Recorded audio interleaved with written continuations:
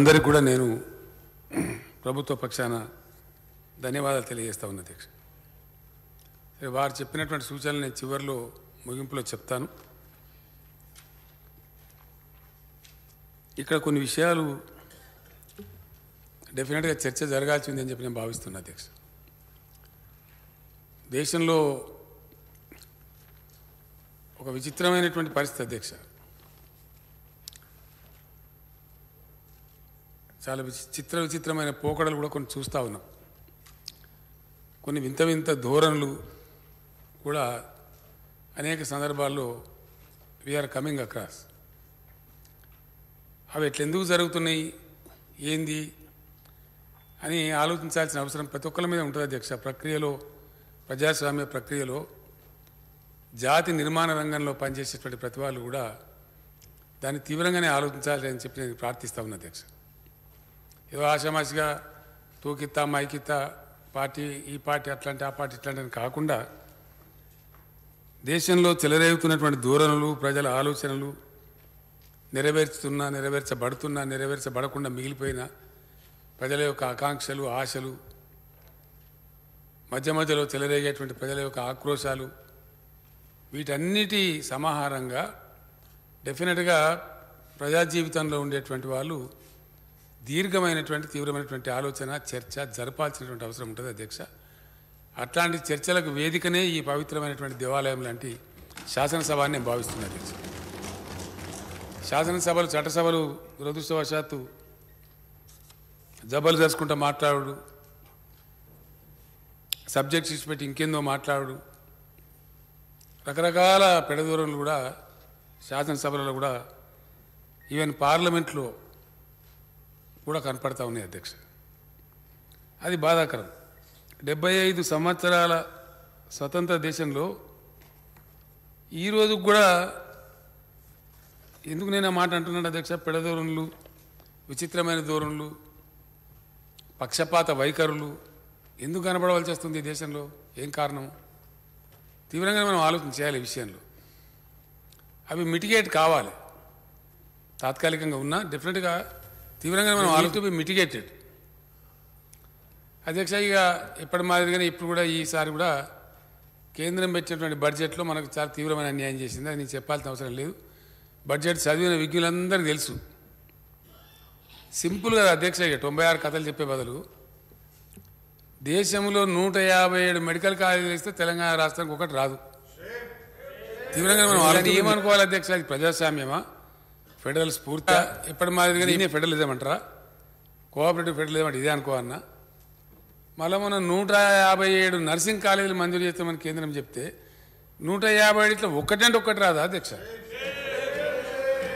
ఇక ఇది దేనికి సంకేతం? ఇది ఒక తెలంగాణ కాదు, ఇట్లా ఎవరి ఏడలో జరిగినా కూడా కరెక్ట్ కాదు.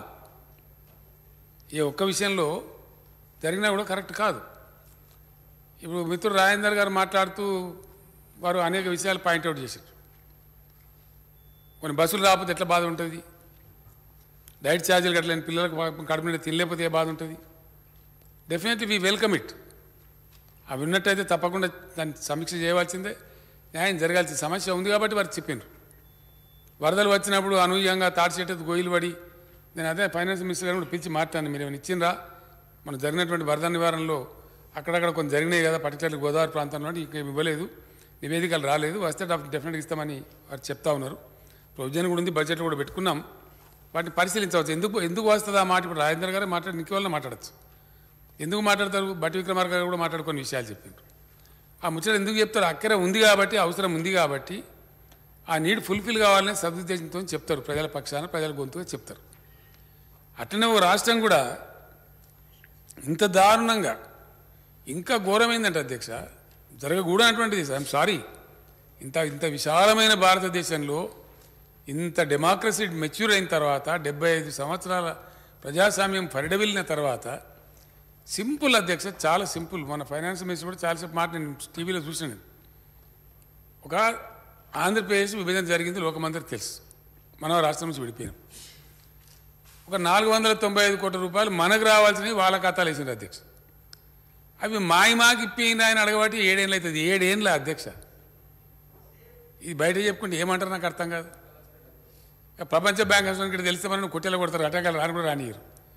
ఇది కూడా సమస్యనే ఈ దేశంలో. మనకు రావాల్సిన వాళ్ళే చెప్తారు మీయే కరెక్ట్ అటు చేసినాము కరెక్ట్ చేస్తామని. 7 సంవత్సరాల నుంచి అడిగిపోయిన రికార్డు లాగా అంటే ఇంత చీప్గా గిట్లా దేశం జరపబడడం అనేది ఇక అది ఏది లేదు కదా అధ్యక్షగా. మొన్న అన్నీ చెప్పిన నేను దాన్ని చర్చించడం చేయదలుచుకోలేదు, నేను ఎక్కువ మాట్లాడదలుచుకోలేదు. అది ఇక గిరిజన యూనివర్సిటీ ఇది రాలే కథ లేదు, ఏది లేదు. ఎట్లా ఉందంటే ఇంకా ఉల్టా మేము ఇయ్యం కాక ఏం చేస్తారో చేసుకపోయినా అన్నట్టు. ఎందుకంటే కిరణ్ కుమార్ రెడ్డి గారిని ఒక ముఖ్యమంత్రి ఉండే ఇదే సభలో నేను నిలబడి మాట్లాడిన ఆయన. ఇదే రాజేందరు ఇదే హరీష్ వీళ్ళంతా గడబడి చేసి ఆ రోజు మాకు తెలంగాణకు నిధులేవి మాకు అతి ఏది అని గడబడి చేస్తుంటే మీరు ఎక్కదక్క మాట్లాడితే ఒక పైస కూడా పెట్టపోయి ఏం చేస్తావో చేసుకోవాలి. ఏం చేసుకుంటే ఇప్పుడు యాడికి వచ్చింది అధ్యక్ష? యాడికి వచ్చింది? ఏం చేస్తావో చేసుకుంటే ఒక ఆడికి వస్తుంది. అంటే అంత మితిమీరి ఎవరైనా సరే అట్లా అహంకారపూరితంగా ప్రస్తుతం ఏదో ఈ నిమిషానికి మా చేతిలో అధికారం ఉంది కదా, మేమే కర్తలం మేమే దర్తలం మేము ఏదైనా చేయగలుగుతాం అనేటువంటి పద్ధతి ప్రజాస్వామ్యానికి స్ఫూర్తి కాదు, ప్రజాస్వామ్యానికి మంచిది కాదు. దాన్ని ఎవరు కూడా మెచ్చుకోరు, అది ఎందుకు కూడా పనికిరాదు అధ్యక్ష. దురదృష్టం. ఈరోజు ఏంది అధ్యక్ష, మాటలు ఇక కోటలు దాటిపోయి పెద్ద గందరగోళం.